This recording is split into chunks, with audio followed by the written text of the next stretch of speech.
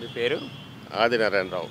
Sir ఏ పార్టీకి సంబంధించి ఆ పార్టీ వాళ్ళే సర్వేలు చేయించుకుంటున్నారు. ఎవరికాళ్ళేమో అనుకూలంగా చేయించుకుంటున్నారు సర్వేలు. అసలు ఈసారి ఎలా ఉండబోతుంది సార్ రిజల్ట్? ఎన్ని సర్వేలు చేసినా ఆల్రెడీ బ్యాలెట్ బాక్స్లో రిజల్ట్ ఫిక్స్ అయిపోయినాయి. ఫోర్త్ తెలిసిపోతాయి మనకు ఏమొచ్చేది. మనం దొంగ సర్వేలు చేసుకుంటే ఏం లాభం చెప్పండి. ప్రజల తీర్పు ఆల్రెడీ వచ్చేసింది. దిస్ టైం ఖచ్చితంగా జగనే వస్తారు అన్నమాట. అలాగే షూర్.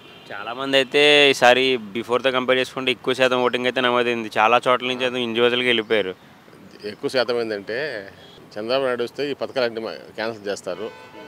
ఇప్పుడు మనకు పథకాలన్నీ వస్తున్నాయి కదా, మనంతా హ్యాపీగా ఉన్నాము. మళ్ళీ ఆడొస్తే ఏ పథకం ఇవ్వడు, మన ఊరికే ఇదైపోతామని చెప్పి జనాలు కసిగా వేశారు ఓట్లు. జగనే రావాలని చెప్పేసి. అంతేగాని జగన్ మీద ఏ ఏ ఏమాత్రం అసమ్మతి లేదు, ఏ సమ్మతి అగ్నెస్ట్గా లేదు. అందరూ హ్యాపీగా ఉన్నారు ఆంధ్రాలో. ఈరోజు రాగానే వైజాగ్లో ప్రమాణ స్వీకారం చేస్తారన్నమాట. ఆల్రెడీ ఫిక్స్ అయిపోయింది. ఇప్పుడు ఆల్రెడీ అక్కడ వైజాగ్లో అన్ని చేస్తున్నారు. ప్రమాణ స్వీకారం కోసం అంతా రెడీ చేస్తున్నారు అక్కడ. ప్రశాంత్ కిషోర్ గారు వైసీపీకి 51 సీట్లు వస్తాయని చెప్పేసి అంటున్నారు కదా సార్, దాన్ని ఎలా చూడరు? ఎవరు? ప్రశాంత్ కిషోర్ సార్. ఆయన డబ్బులు ఇస్తే నువ్వు గెలుస్తామని చెప్తాడు. నేను డబ్బులు ఇస్తే నేను గెలుస్తాను చెప్తాడు. ఆయన సర్వే ఎప్పుడో పోయింది. ఆయన దివాళా తీసేశాడు. ఆయనకు అంత లేదు. అలాగే పిన్నెల రామకృష్ణారెడ్డి గారు ఓటమి భయంతోనే దాడులు చేస్తున్నారని చెప్పేసి అంటున్నారు కదా సార్, దీన్ని ఎలా చూడరు? ఉండొచ్చు. ఇప్పుడు కొంచెం భయంతోనే చేసి ఉండొచ్చు.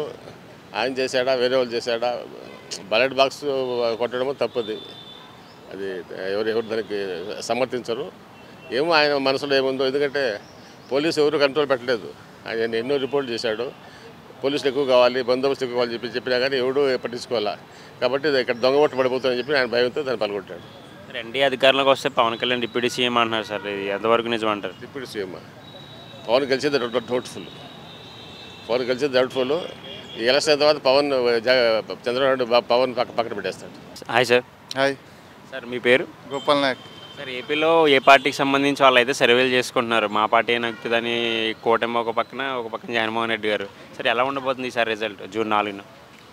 మేమైతే వన్ సైడ్ జగన్ గెలుస్తారంటున్నాం. ఎందుకంటే పథకాలు కూడా ఉన్నాయి కదా, మంచి మంచి స్కీములు ఉన్నాయి. అమ్మఒడి కానీ వేరే స్కీములు కూడా ఉన్నాయి. స్కూల్ మార్చిండు. గతంలో చరిత్రలో లేని చాలా స్కీములు ఉన్నాయి. ఒకటని చెప్పలేం కానీ వీళ్ళు మహాకూటమి అయితే రాదు. వీళ్ళంతా కలిసి మళ్ళీ టీడీపీ అంతా సీనియర్ 14 సంవత్సరాలు సీఎం, ప్రతిపక్ష నాయకుడు, హోదా అనుభవం. మరి ఆయన సింగిల్గా రావచ్చు కదా, అందరిని కలుపుకొని వస్తున్నాడు కదా. జగనే గెలుస్తారు కన్ఫామ్. ఇది 2 గంటల వరకు వెయిట్ చేసి ఓట్లు వేసింది కానీ ఆ లేడీస్ ఓట్లు అన్నీ జగన్కే పడినాయి. జగనే గెలుస్తున్నాడు. 4వ తారీఖు చూడవచ్చు అందరు. పథకాలు కోరుకున్న వాళ్ళు అయితే జగన్ గారు ఓటేశారని చెప్పేసి అంటున్నారు సార్. బట్ అభివృద్ధి లేదు, స్టూడెంట్స్ అయితే కూటమి ఓటేసామని చెప్పేసి అంటున్నారు కదా. మేము చూసే సర్వే ఏంటంటే ఆంధ్ర మాకు రాదు కాబట్టి మేము పేపర్ కానీ చదువుతాం, ఎక్కువ పేపర్ టీవీ చూస్తాం కాబట్టి ఈ సర్వేలు ఎక్కడైనా ఉండొచ్చు. కానీ జగన్ ఎందుకు గెలుస్తున్నారంటే మంచి మంచి పథకాలు ఉన్నాయి. ఏ సీఎం చేయలేదు. చిన్న వయసులో చాలా జనాలకు దగ్గర ధనవంతునికి గరీబోనికి జరిగే ఎలక్షన్గా మేము తెలంగాణ వాళ్ళు చూస్తున్నాము. కాబట్టి ఇది భారీ ఎత్తున జగన్కే గెలుస్తారనుకుంటున్నాం. ప్రశాంత్ కిషోర్ గారు లాస్ట్ టైం అయితే వైసీపీకి సపోర్ట్ చేశారు. ఇప్పుడేమో మళ్ళీ టీడీపీ సపోర్ట్ చేసి వైసీపీ ఓడిపోద్దని చెప్పేసి చెప్తున్నారు. ఎలా చూడొచ్చు ఆయన సర్వే? ఆయన సర్వే ఏం లేదు. అంతకుముందు కూడా చెప్పిన సర్వేలు కూడా ఓడిపోయినాయి.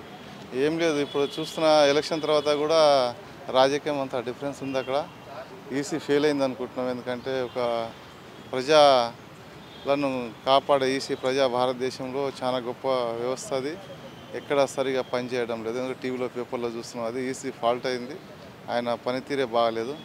ఎందుకంటే ఈ గొడవలు ఏం చేస్తున్న పోలీస్ వ్యవస్థ అంత పెద్ద భారతదేశంలో ఏ స్టేట్లో అయినా పోలీస్ వ్యవస్థ బందోబస్తు నిఘా కొంచెం చూడాలి. అటువంటిది లేదు అక్కడ. ఇప్పుడు గెలుస్తున్నారని జగన్ మాకైతే ఎవరు లేరు కానీ జగన్ గెలుస్తున్నారని ఈ దాడులు జరుగుతున్నాయని మేము అనుకుంటున్నాం. కామన్ పీపుల్ మాకు తెలియదు దీంట్లో. కానీ జగన్ గెలుస్తున్నారేమో అని డౌట్ మాకు. వైసీపీ నుంచి ఉన్న మన పిన్నెల రామకృష్ణారెడ్డి గారు అయితే బూత్లో చూసి ఉంటారు మీరు, ఆయన దాడి చేయడం జరిగింది. దాంట్లో పాము దూరిందని చెప్పేసి ఒక సానుభూతిగా చెప్తున్నారు. సో ఆయన ఎలా చూడచ్చు, చోటం భయంతో చేశారని చెప్పేసి అంటున్నారు ప్రజలు. లేదు, అట్లా ఉండకపోవచ్చు. వేరే గ్రాఫిక్ ఉండొచ్చు. వాళ్ళు కూడా చేసింది కదా. పేపరే చూస్తున్నాం, మేము టీవీలు చూస్తున్నాం, మేము దగ్గర చూస్తున్నాం. అంటే ఎవరు అభిమానంతో వాళ్ళు ఉండవు. మహాకుటుంబంలో ఎక్కువ అభిమానం ఉండొచ్చు. ఇది నేను చెప్పాను కదా, గరీబులకు ధనవంతునికి జరిగే పోరు ఇది. కాబట్టి వాళ్ళు పైసలు ఉన్నవాడు ఏమైనా చేయగలుగుతారు. గరీబుడు చేయలేదు కదా. మేము ఎక్కడో అట్లా ఉండొచ్చు. కానీ అది ఫేక్ ఉంటే ఉండొచ్చు. కానీ వాళ్ళవి కూడా వీడియోలు బయట రావాలి కదా. ఎందుకు పెడతలేరు మరి? అందుకే ఈసీ ఫెయిల్ అయింది అనుకుంటున్నాం కామన్ పీపుల్. పిఠాపురంలో పవన్ కళ్యాణ్ గారు ఈసారి గెలిచే అవకాశాలు ఉన్నాయండి సార్ ఎమ్మెల్యేగా? ఏం లేదు, వైసీపీకే వస్తుంది అనుకుంటున్నాం సర్వేలు అంతా. వాళ్ళు అనుకుంటున్నా కానీ మేము దగ్గర నుంచి గరీబ్ ఇప్పుడు ఉన్నోడేమో ఏమైనా 10 రూపాయలు 100 10,000 ఇచ్చి ఏదో చేస్తాను, లేనోడు 10 మంది ఉన్న వాళ్ళు చెప్పుకోలేని పరిస్థితి, అట్లా సైలెంట్ ఓట్లు పడినాయేమో అని అనుకుంటున్నాం. ఎందుకంటే పథకాలు మంచిగా ఉన్నాయి కదా, చాలా మంచి పథకాలు ఉన్నాయి. అది గరీబులకే వర్తిస్తాయి, వీళ్ళకి వర్తిస్తలేదు కదా. ఇప్పుడు భూమి రిజిస్ట్రేషన్ అని చెప్పిన ఆయన అంత మంచిగా చెప్పిన జగన్ మీటింగ్లో, అన్నీ బహిరంగ సభలో చెప్పిన అది కాదు ఫేక్ అని. ఏదో ఒకటి ఎలక్షన్ ముందు 1 మంత్ ముందు తీసుకొచ్చిన ఎలక్షన్లో దాని ప్రచారం ఇది ఫేకు, మీ భూములన్నీ గుంజుకుంటున్నారు అని చెప్తున్నారు. అది ఇప్పుడు జనాలు ఆలోచన చేయరు, పబ్లిక్ ఆలోచన చేస్తారు కదా, పబ్లిక్ అంతా ఆలోచన చేస్తారు, దీని మీద ఆలోచించే ఓటేసింది అనుకుంటున్నాం మేము. ఉద్యోగస్తులు ఓటింగ్ ఎవరికి ఎక్కువ ప్లస్ అయిందంటారు, మైనస్ అయిందంటారు? పోతే కొన్ని పోవచ్చు, ఉద్యోగస్తులు టీడీపీ కానీ కదా, జగన్కి పథకాలు తినే వాళ్ళ ఇంట్లో అమ్మ కానీ చెల్లెలు కానీ బంధువులు ఉండొచ్చు కదా, అందరైతే పోలేరు కదా అట్లా.